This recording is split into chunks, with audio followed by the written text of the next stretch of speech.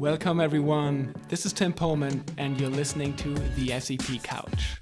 This podcast is all about standard essential patents. We talk about patent strategies, FRAND licensing, patent pooling, and patent litigation. So let's dive into today's episode. This is the very first episode of the SEP Couch. But to get started today, I want to give you an overview of the agenda that we have in mind, the topics that we want to cover, the people that we want to invite. And to start with, of course, I want to give you some background on me personally. I started to study economics in Marburg, a small German city close by Frankfurt. And I did my advanced or my master's studies in the UK, in Canterbury, a small town between London and Dover. I then went on for my PhD. That was in 2009. Here in Berlin, I did a PhD on the economic analysis of standard essential patents and implications, for policy, but also for decision makers and, practitioners. I went on to do also a postdoc in Paris. I worked as a consultant for some years on helping and supporting mainly companies that were active in the world of standard essential patents. Well, then I founded IPlytics in 2014. I'm the CEO and founder of IPlytics still today.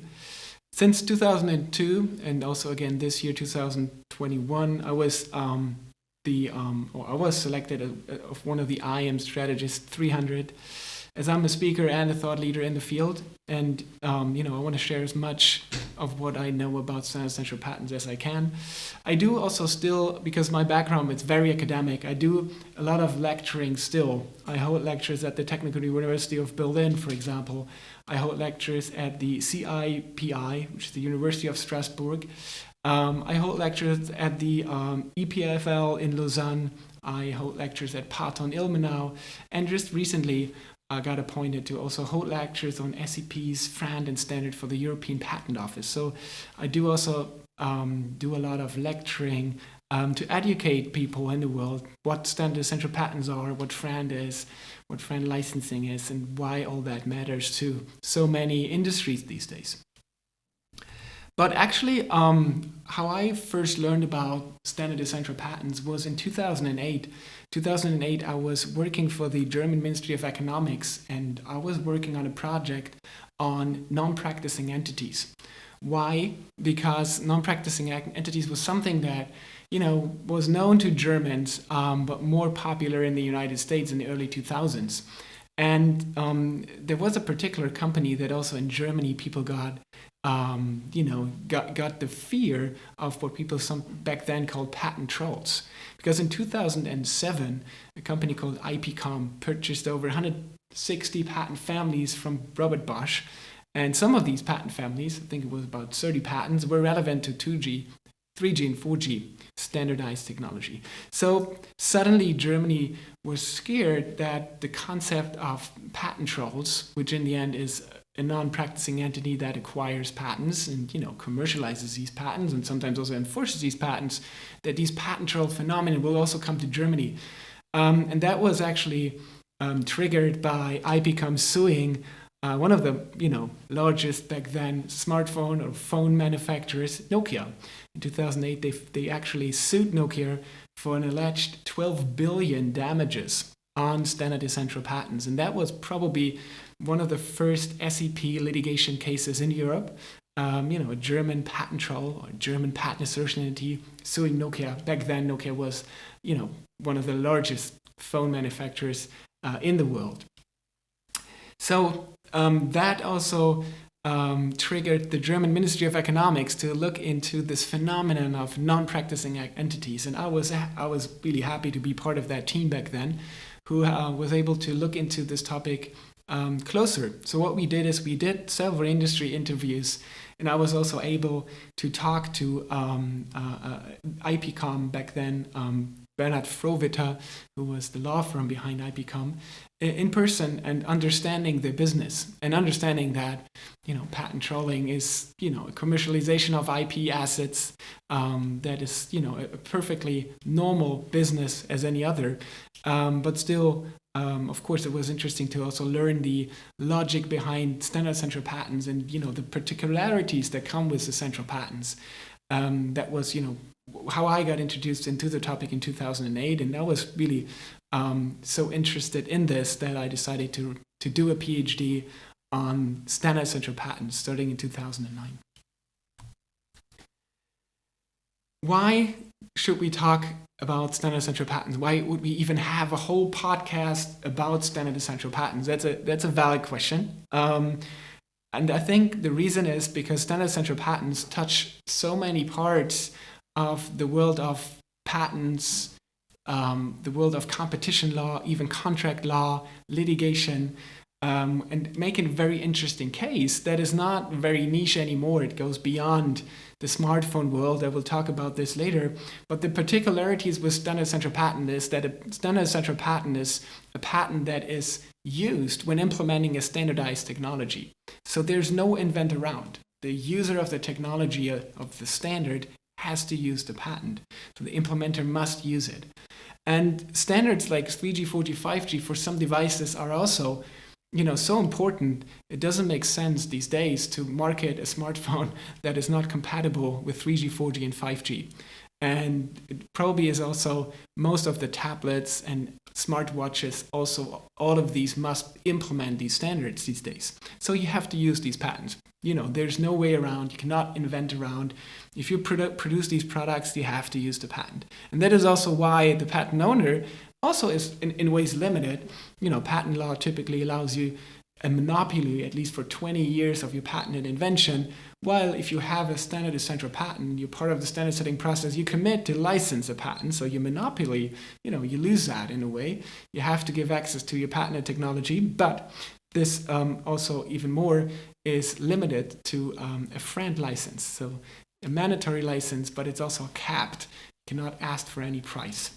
And FRAND is, a concept. It's not really a defined, I think there's no real definition of FRAND. It's an acronym for fair, reasonable, and non-discriminatory terms under which these SEPs are licensed, but it is more a concept.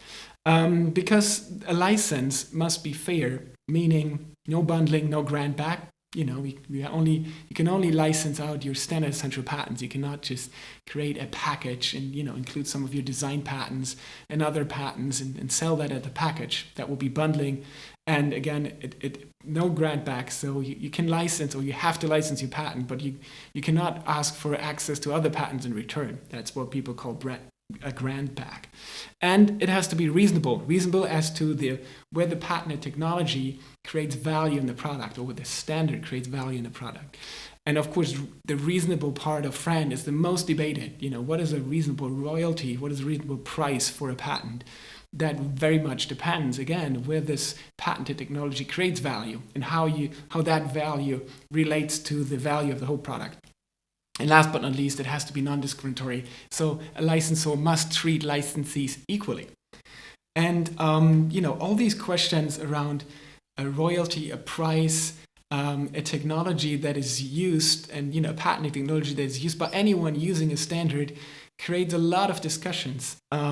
Discussions around pricing, discussions in the policy world about regulation. How can we make sure that policies and the patent laws actually incentivize innovation, but also, make sure that the standard, which is only a platform on top of which some applications and products, create more value, also, ensures that, even though it's patented. And that's, I think, the vibrant discussions around this. And this is what we will also discuss in this podcast. A few topics that we will cover here. One of them is also patent pools. Why patent pools? Patent pools and standard essential are closely related.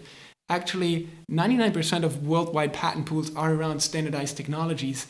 because a standard defines a technology. And a patent pool, by law, by competition law, can only include patents that are necessary for a particular technology. And with the standard, that is by definition the case. A standard essential patent is necessarily used when implementing the standard. And that is also why we have most of the patent pools around standard essential patents. And patent pools are a great concept. Just in theory, most economists feel that, most of the technologies should be licensed through a pool, because basically it means you have a one-stop shop. All patents are aggregated in one contract. You don't have to go to all these different licensors as a licensee if you want to get access to a technology that is subject to patents. There's one available contract. Typically, the contract is even online. It's a pre-written one. There's open rates on, the number of products that you ship and the share and the license you have to pay. This reduces a lot of transaction costs. It reduces a lot of negotiation. In principle, patent pools have, great economic effects. However, in reality, it's much more complex.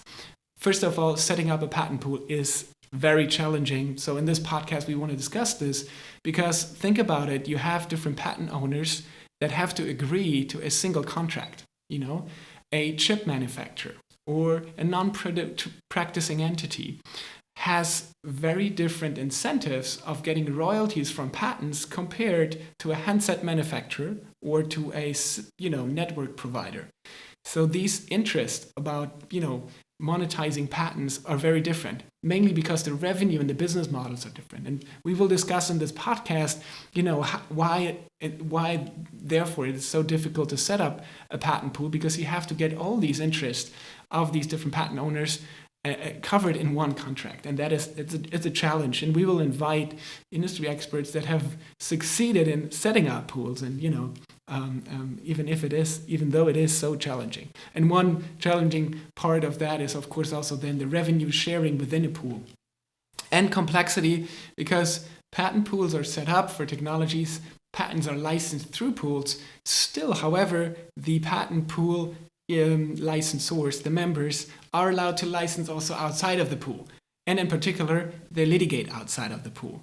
So again, this is complexity in our market for standard essential patents that, again, created a lot of discussions. And, I will also talk about companies that are pool members, and I will also talk to representatives of companies that are licensees that took a pool license for good reasons.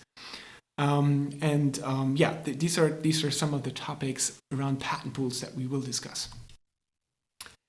We will also talk about litigation. This will be, of course, a critical topic. Most of the people I invite cannot talk about current litigation if they are involved. So I try to also have people that have more neutral view on litigation. Again, why is litigation so different for standard essential patents than for, I would say, normal patents or patents outside of the standard essential world? If you think about a patent dispute, outside of essential patents, let's say, a design patent on a smartphone, this typically relates the plaintiff and the defendant, where the plaintiff, argues that the defendant has launched a product infringing or allegedly infringing on the patented technology.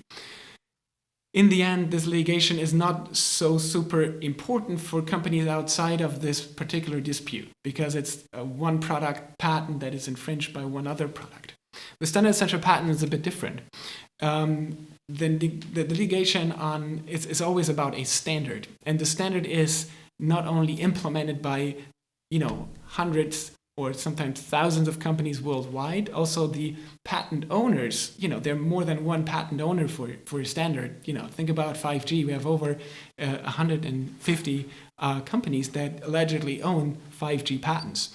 So if one of these owners litigates against, one alleged infringer, outcome of these litigation are important also to other patent owners. While on the same side, on the other side of the table, the licensees also monitor what's going on in litigation for standard essential patents, because they could be the next one in litigation that are approached.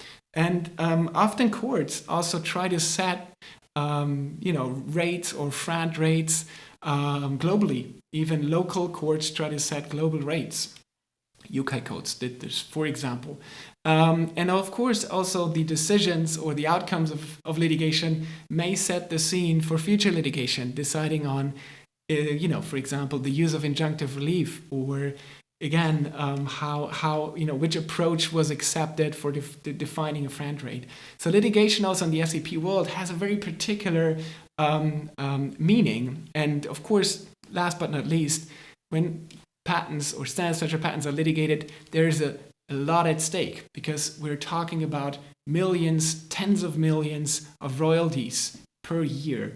Overall royalty income for standard essential patents in the cellular technology space was estimated at 20 billion yearly. So these are really large numbers, and there's a lot at stake, and that's also why litigation is so big. What is interesting is that litigation, which people call the smartphone war or the smartphone litigation wars, now changed to also go to other industry verticals, and the auto industry is the first one affected by standard essential patent litigation. And that is interesting because connectivity technologies like 3G, 4G, soon 5G are now going beyond the world of computers and smartphones. A car today is fully connected, in particular using 3G, 4G technology even since 10 years. So litigation now picked up also in these other areas. And the auto industry is one of the first to be affected. It started, for example, in Germany with a very famous case, Nokia against Daimler in 2019, which settled, a few months back.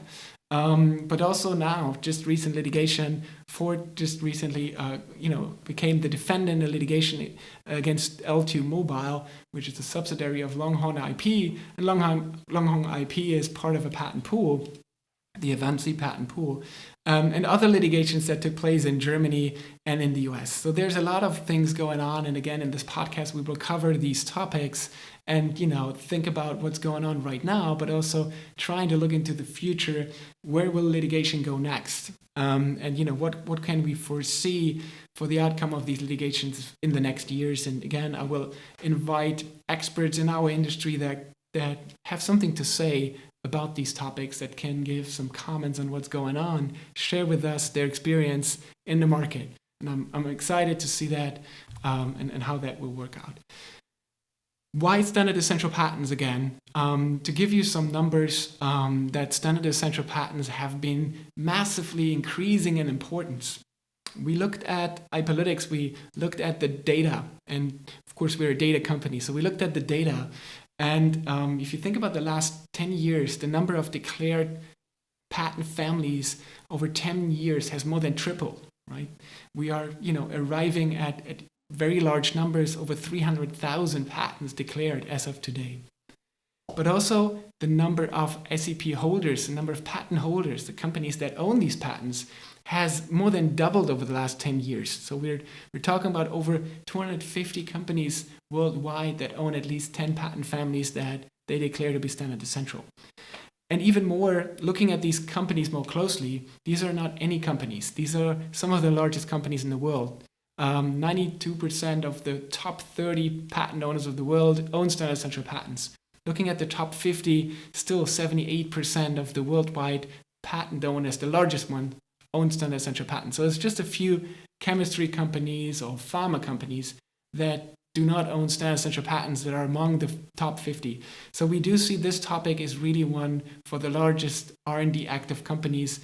Many of these companies these days very much care about connectivity technology, because we all know we are, starting, or we're at the beginning of a technology revolution, a revolution that will be highly, dependent on standardized technologies like 5G, like Wi-Fi, like RFID, Bluetooth. All of these technologies are standards, and these standards are highly patented.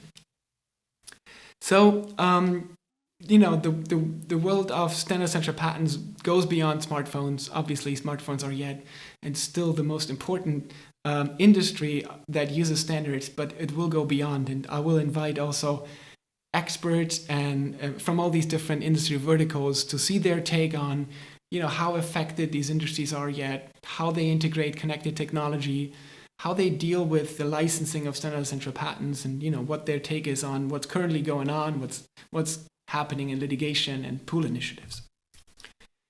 I will also discuss, with them, of course, a bit the clash of cultures, the communication world and the practices in that world are again particular. It is very common that standard essential patents are licensed on a horizontal level. You would talk to an OEM, you would not talk to a component manufacturer or supplier. Licensing agreements are horizontal. Agreements are huge. We're talking about millions of dollars of yearly royalties. So these are huge patent license deals. Something, for example, that never happened in the auto industry. We don't have large patent deals, license deals there. They, with their suppliers, have very different contracts. Suppliers typically supply technology, without any license agreement. Even if there was a license agreement, it's a very marginal one. So that is very new to most industries outside of the smartphone world. And we will discuss these clash of cultures.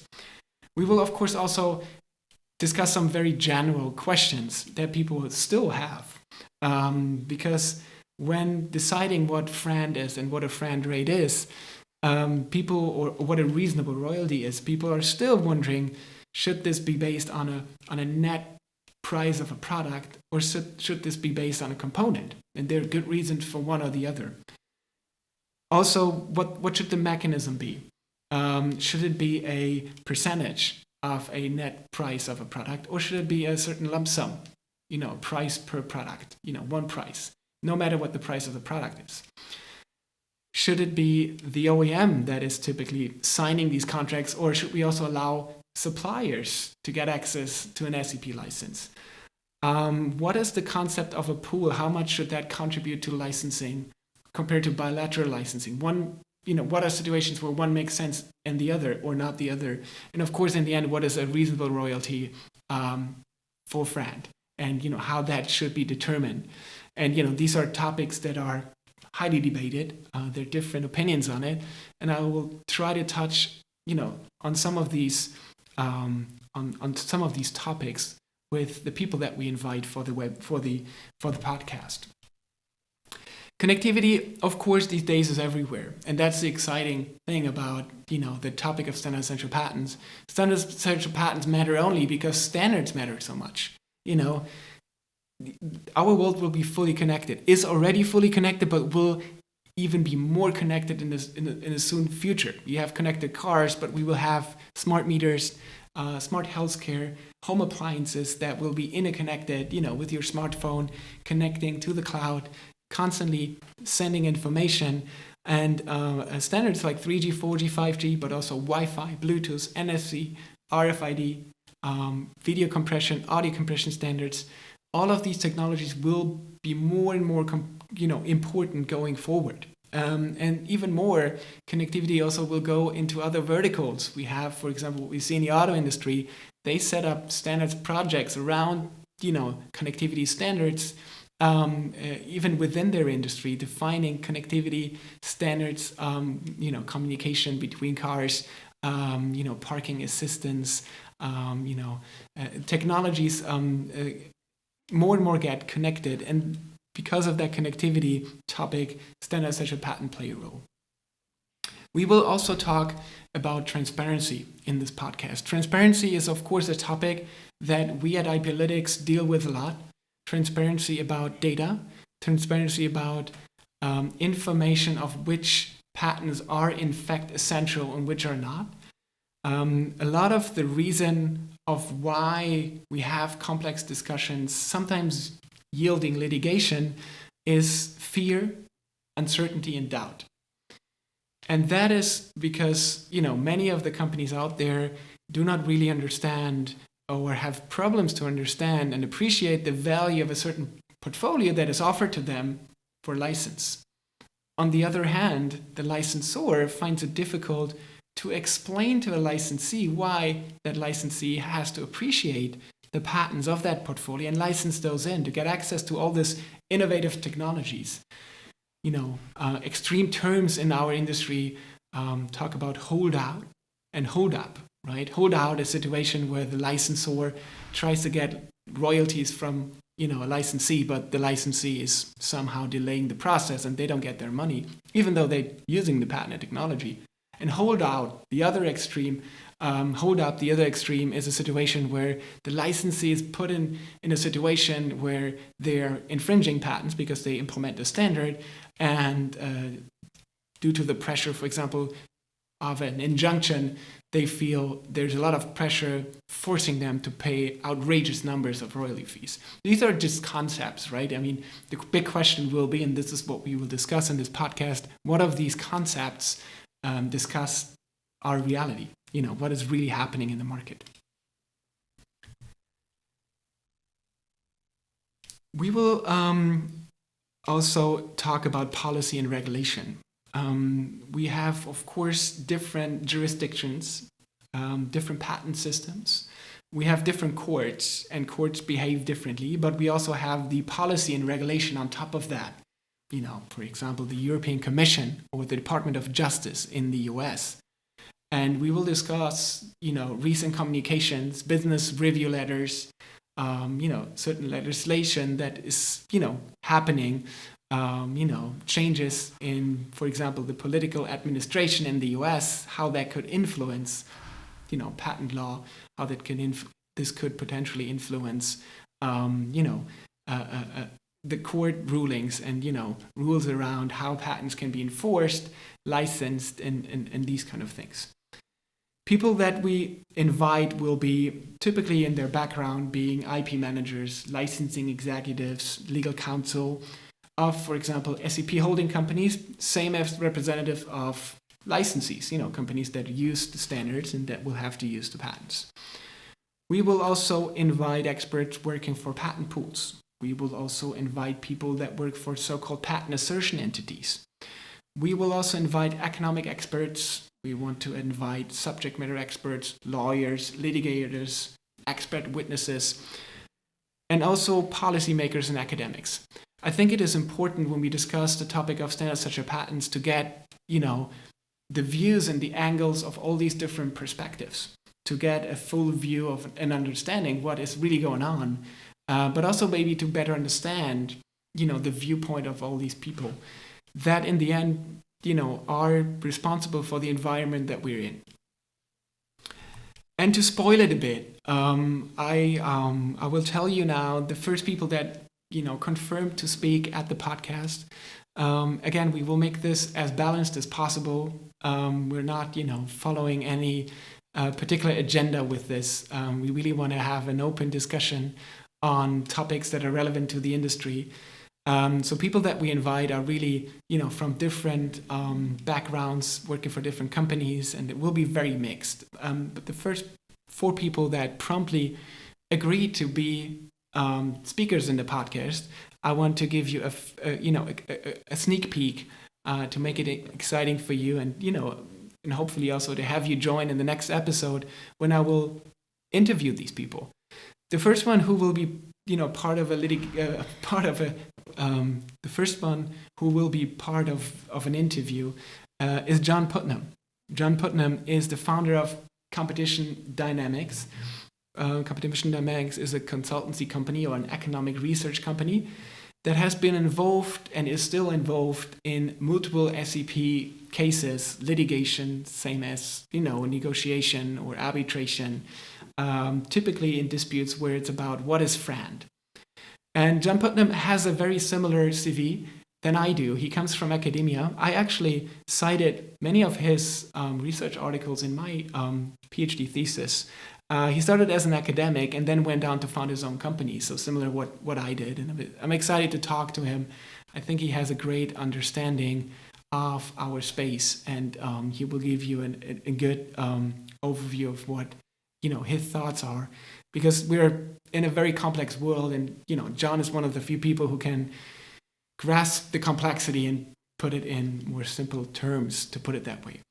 I will also talk to Luke McLeroy, who is the SVP at Avanci. Avanci is one of the most, well-known patent pools, or they have one of the most well-known patent licensing programs that is tailored to the automotive industry.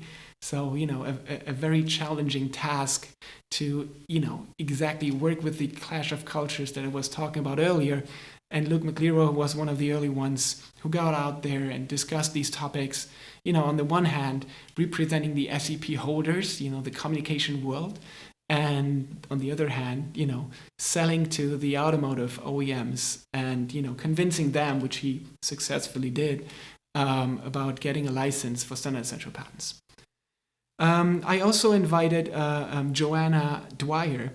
Joanna Dwyer is the CEO and founder of QuitWorks. QuitWorks is actually a technology consulting company, which is also involved with multiple SEP litigation cases.